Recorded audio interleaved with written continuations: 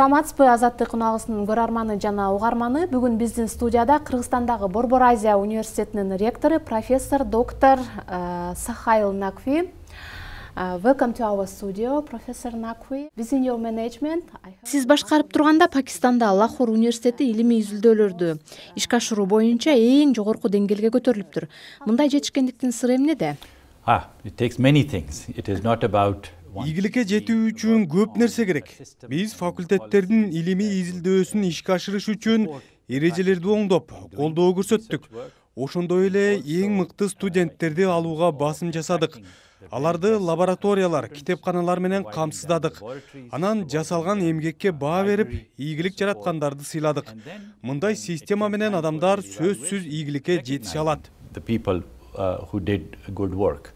And with these systems and policies and good people, over time, change happens. Мамлекеттин колдоосу зарылганда. Like the University of Central Asia, Борбор Азия университетинде эле Лахор университети да менчик, секулярдык окуу жай болуп саналат. Мамлекеттен каржыланбайт. Качан гана изилдөөгө багытталган гранттарга конкурс жарыяланганда мамлекет кийлигиште.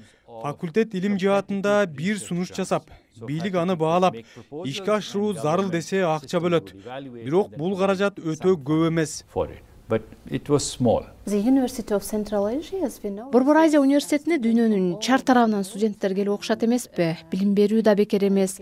Баасы да кымбат деп уктук. Кыргызстандык абитуриенттер үчүн кандай шарттар коюлган? Алар силердин талаптарга жооп бере алат бекен?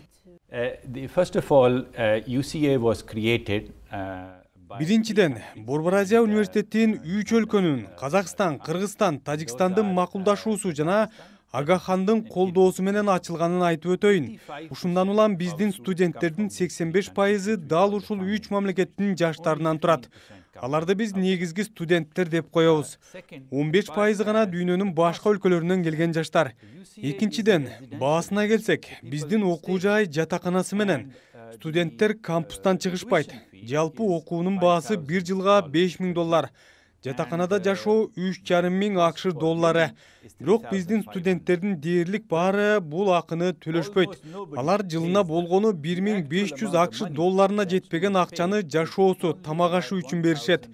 Эми ойлосоңуз, сиздин жаш балдарыңыз болсо деле алар 1 жылда $1,500 көп акчага тамак жейт да. Биз студенттерге кепилдик беребиз. Эгерде акчаң жок болсо, университет сага таап берет дейбиз. Бизде 1 сом төлөбөгөн студенттер да көп. Акчаны сапаттуу билим алууга тоскоолдук катары көрбөгүлө. Таланттуу балдарга эшигибиз ачык. Шарттарыбыз жөнөкөй эле. Англис тилин жогорку деңгээлде билиши керек. Англис тили, математика жана логика боюнча тесттерди тапшырышат. Бул тесттердин баарынан өткөндөн кийин коомдо активдүүлүгү, спорттук жетишкендиктерине да карайбыз. Бизге студент болгондор 1 жылдык чет тилдерди окуу курсуна отурушат. 1 жылдын ичинде англис тилин университетте окуй ала тургандай деңгээлде өздөштүрүшөт. Быйылкы кабыл алуу 15 мартта бүттү. Thank you. As we know, when UCA was just opening, there were lots of controversies. Силердин университет ачылып жатканда коомчулукта Агахан ачкан университетте жалаң шиит динин үгүттө окулат деген сөздөр айтылып, терс пикирлер көп болгон эле. Окуу программаңарда диндин орду кандай? Чын эле диний университетсиңерби? The religion in your curriculum now. absolutely none. Жок, таптакырандай эмес. Окуу жай ачылып жатканда 3 мамлекеттин парламентинин макулдугу менен гана ачылган. Билим берүү секулярдуу, бир да динди окутпайбыз. Окутуучулар иштегендердин баары дүйнөнүн булуң бурчунан тандалып алынган мыкты кадрлар. Нарын кампусубузда иштегендердин дээрлик баары жергиликтүү кыргыздар. Академиялык курамыбыздын жарымы көп улуттуу. Биз Америкадан, дүйнөнүн баардык жагынан эң мыкты деген окутуучуларды ишке тартып жатабыз. Окуу программабыз Кыргызстандын билим берүү министри бекиткен баардык талаптарга жооп берет. Ошондой эле эл аралык стандарттарга да жооп берет. Диндин биздин окуу жайда ролу жок. Дүйнөдөгү эң мыкты Кембридж, Гарвард сыяктуу университеттердегидей эле ким кааласа дин теориясы боюнча сабактарды окуй алат. Диндердин көп түрдүүлүгүн изилдесе болот. Бирок кайсы бир динди зордоп окутпайбыз. You are now in Kyrgyzstan, and how do you assess Кыргызстандагы азыркы билим берүүнү кандай баалайсыз? Кыргыз мектептериндеги окуу программасы Борбор Азия университети же дүйнөнүн белдүү окуу жайлары койгон талаптарга жооп бере алабы? Is it suitable? Clearly, some deficiencies. Албетте, дүйнөдөгү эң мыкты деген билим берүү стандарттарына жетүүдө бир катар кемчиликтери бар. Окутуунун усулдарына байланыштуу бир топ иштерди аткаруу керек. Сынчыл ой жүгүртүүгө багытталган билим берүүнү өнүктүрсө жакшы. Билим берүүнү ар түрдүү аспекттерден караса болот. Алардын бири адам канчалык маалыматтарды билет. Маселен, бирөө Грузиянын борбор калаасы кайсы экенин жакшы билет. Географияны чемичкедей чыгат. Же алгебрадан эсептерди көзүн жумуп алып чыгарат дейле. Мунун баары жөн гана маалыматтар. Чыныгы билим адамдын ичиндеги талантты ачуу, ал кызыккан нерселерге жооп табуусуна шарт түзүү дегенге барабар. Ата-энелердин баары билет. Бала кичине кезинде курчап турган дүйнөгө аябай кызыгат. Миллион суроолорду берет. Билим берүүдө да баланын кызыгуусун, ички талантын ачып, сынчыл ой жүгүртө билүүсүнө маани бербесе болбойт. Мына ушул багытта Кыргызстанда көп иштерди аткарса болот. Бирок мен таң калып, суктанганым, Кыргызстанда бардык балдар мектепте акысыз билим ала алышат экен. Кайда жашабасын, алар барып окуй турган билим алчу жайлар бар. Бул чоң жетишкендик. Албетте, алардын мугалимдери болгону менен лабораториялар жетишпейт. Китепканаларда китептер тартыш. Алардын илимий ой жүгүртүүсүнө жетиштүү шарт түзүлсө сонун. What can be done to integrate Kyrgyz? Кыргыз жогорку окуу жайларын дүйнөдөгү эң мыкты делген университеттердин катарына кошууга мүмкүнбү? Бул үчүн эмне кылыш керек? Last places. This is something I worked on a lot in my previous university because Мына ушунун үстүндө мен мурда иштеген университетимде иш алып бардым. Азиядагы эң мыкты университеттердин ичинен 199-чу орунда турат эле. Мен өзүмө максат койдум. 5 жылдын ичинде бул университетти эң мыкты 100 окуу жайдын тизмесине киргизем дедим. Буга жетиш үчүн университеттин бүтүрүүчүлөрү андан ары эмнеге жетишти, жетише алат дегендин үстүндө иштеш керек экен. Аларды өндүрүш талап кылып жатабы? Окутуучулардын сапаты жакшыбы?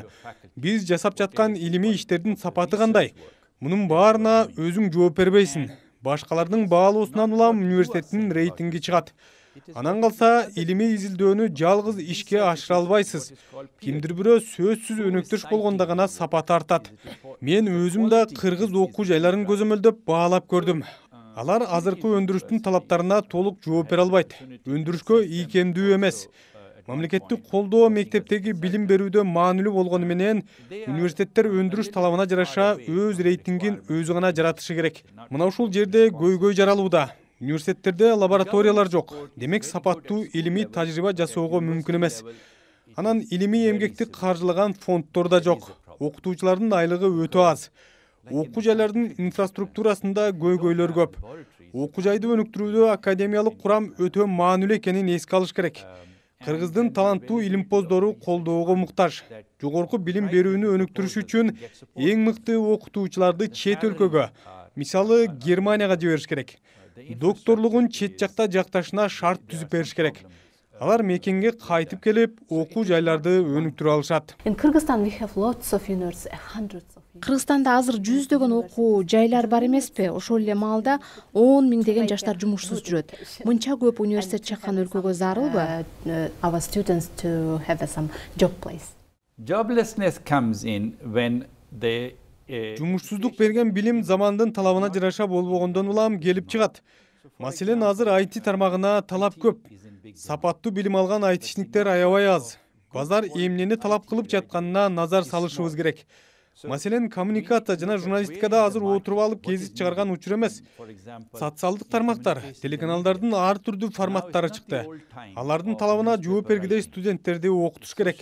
Ушундан улам Борбор Азия университети бул эки багытты негизги факультеттери катары ачканда, бул тармактагы өндүрүш менен тыгыз байланыш куруп жатат. Мисалы, Нарын телеканалы биздин коммуникация факультетибиз менен чогуу иш алып барат. Биздин студияларды пайдаланышат. Университет Нарынга жергиликтүү элдин экономикасын колдоо үчүн курулганда. Our communications and media department and uses our studio. We are there, the university is there to build the economy and the economy is there to support the university. The two work together. Why Aga Khan Foundation? Эмнеге Ага хан Нарынга университет курууну чечкен? Always I was very curious with this question. It is because Себеби тоолуу аймактардын акыбалы аябай оор. Жер иштетүү да мүмкүн эмес. мүмкүнчүлүктөр чектелүү. Алыскы тоолуу жерлерде жакырчылыктын деңгээли да бийик. Биз үчүн мындай аймакка колдоо көрсөтүү өтө маанилүү. Себеби нарындын көбүн тоо басып турат.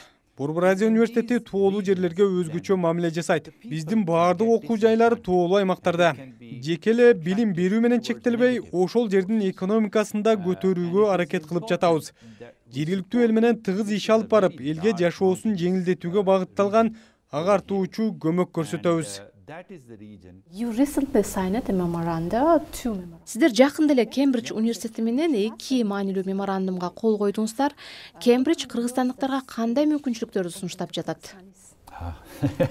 This is the #1 ranked university of the world. Кембридж дүйнөдөгү эң мыкты университеттердин сап башында турат да. Мындай жогорку даражалуу окуу жай бизди теңине алып, келишимге кол койгону да адаттан тыш. Сиз балким билесиз, Кембридж университетинин абдан көп колледждери бар. Ар бир колледжи көз карандысыз. Ал эми биз кол койгон меморандум баарынын башын бириктирип, ар бири менен кызматташууга жол ачат. Бизге Кембридж менен баардык тармакта чогуу иш алып баруунун дарбазасы ачылып жатпайбы? Маселен, биздин студенттер эми Кембриджге жайкы мектепке барышат. Илимий изилдөө долбоорлору ачылат. Маселен, Кембридж глобалдык адамгерчилик программасын баштады дейли. Мунун алкагында сырттагы маданиятты иликтеп, изилдеп отурбай, ошол нарындын маданиятын иликтейбиз да. Кембридж муну колониалдык деконструкция деп атайт экен. Бул келишим кыргыз билим берүүсүн дүйнөдө көтөрөт. Биз азыр дүйнөнүн эң мыкты окуу жайы менен чогуу илимий чөйрөнү жаратабыз. It raises the visibility of Kyrgyz education in the world. Урматтуу Азаттык унаалысынын көрөрманы жана угарманы, бүгүн биздин студияда конокто Кыргызстандагы Борбор Азия университетинин ректору, профессор, доктор Сохаил Накви болду.